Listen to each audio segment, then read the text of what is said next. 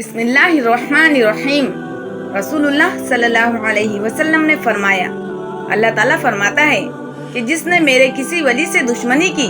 اسے میری طرف سے اعلان جنگ ہے، اور میرا بندہ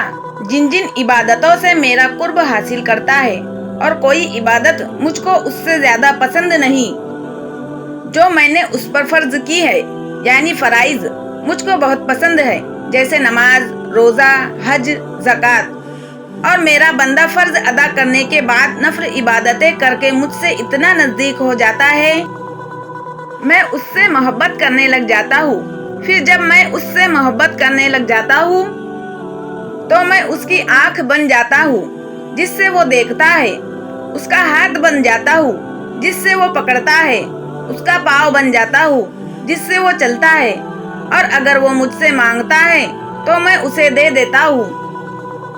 اگر وہ کسی دشمن یا شیطان سے میری پناہ مانگتا ہے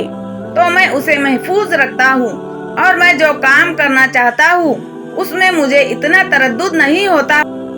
جتنا کہ مجھے اپنے مومن بندے کی جان نکالنے میں ہوتا ہے۔ وہ تو موت کو بوجھ تکلیف جسمانی کے پسند نہیں کرتا، اور مجھ کو بھی اسے تکلیف دینا برا لگتا ہے۔